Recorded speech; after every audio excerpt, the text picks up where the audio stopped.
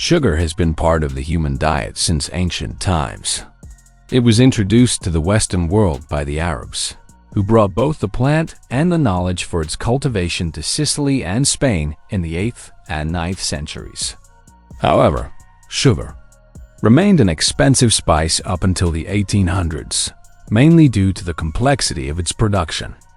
These two sources require different climates. Sugarcane thrives in tropical and subtropical regions, while sugar beets grow in temperate zones.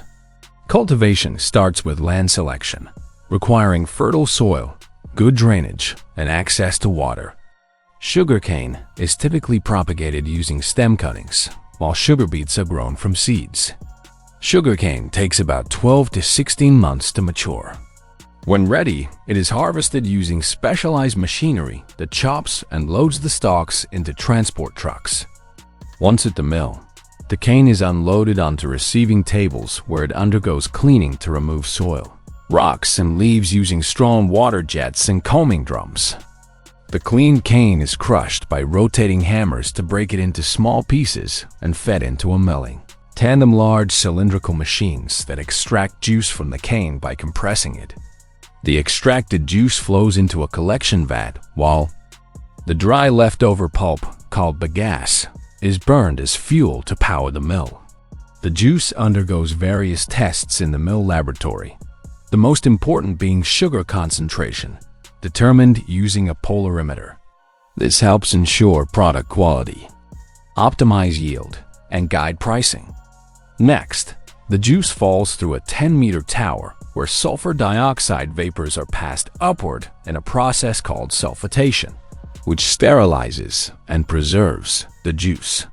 In another vat, lime is mixed with water and added to the juice in a process.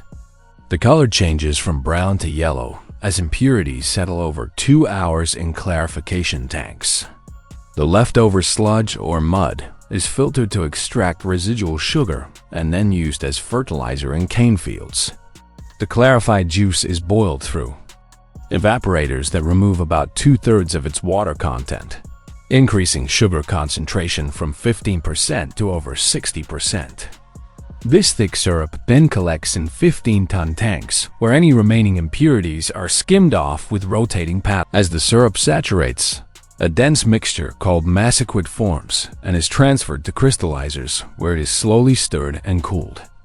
High-speed centrifugal machines spin the massiquid at 1,200 RPM, separating raw sugar crystals from molasses. The crystals are then washed with fine water jets and dried in heated air granulators to reduce moisture to just 0.02%, the standard for table sugar. The dried sugar is bagged in 1,000-kilogram sacks, hoisted, and transported to packaging lines, where it's transferred into consumer-sized bags. Brown and yellow sugars, which retain 2 to 5% moisture, are stored in cool, humid environments to prevent hardening. The process doesn't end there. Some raw sugar goes for further refining.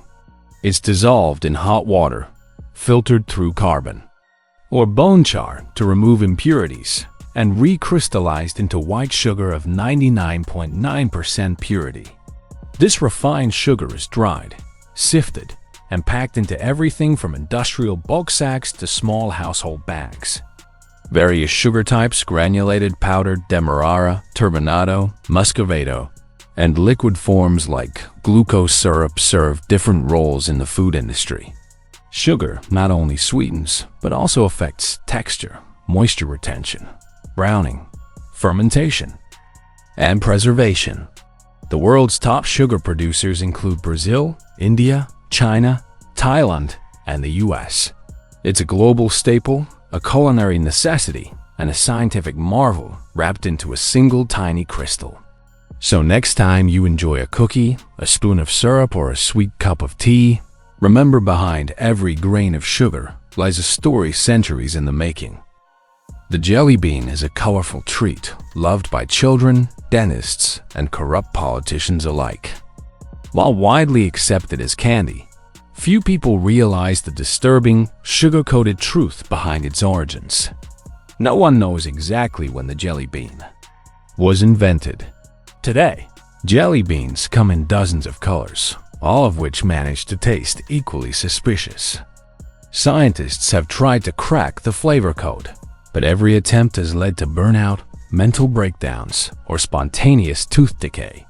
Production begins inside an enormous industrial-grade facility that could easily double as a military bunker.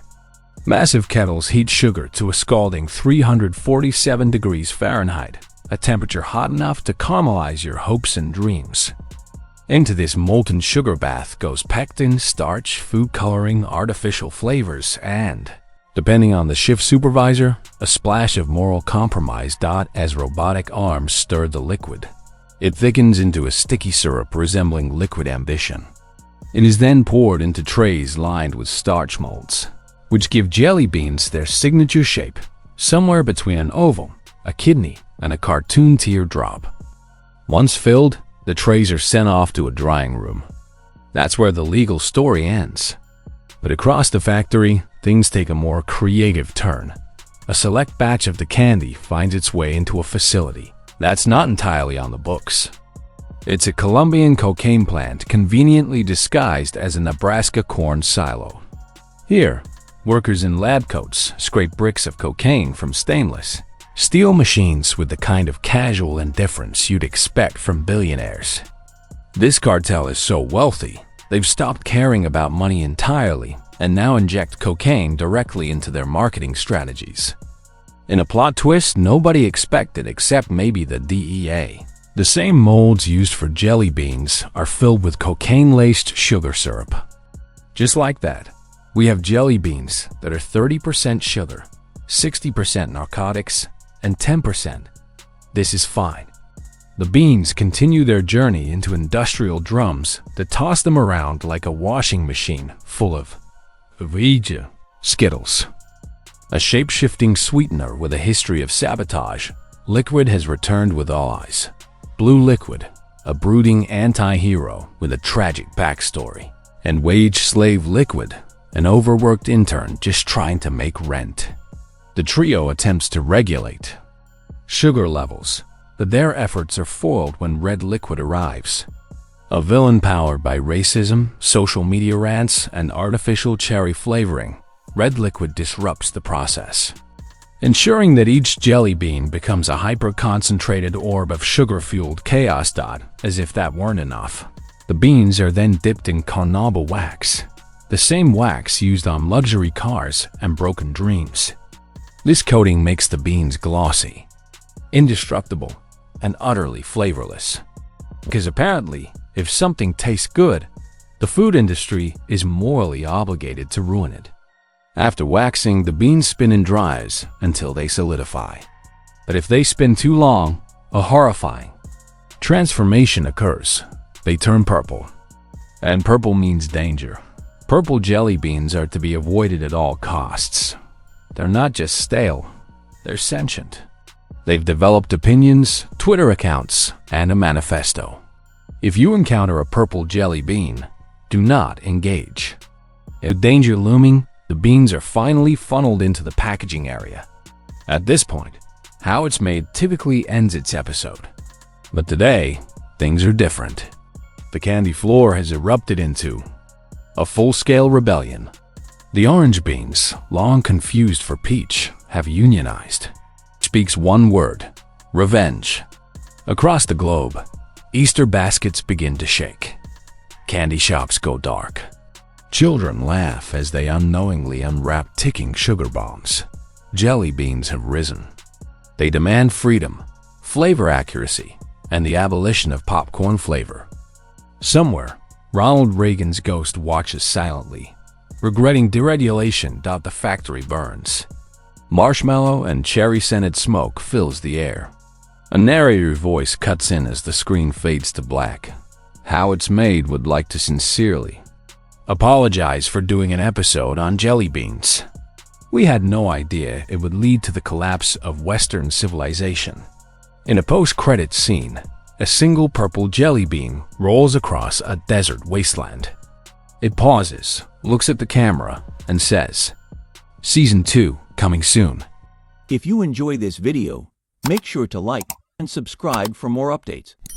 Share your thoughts in the comment section down below.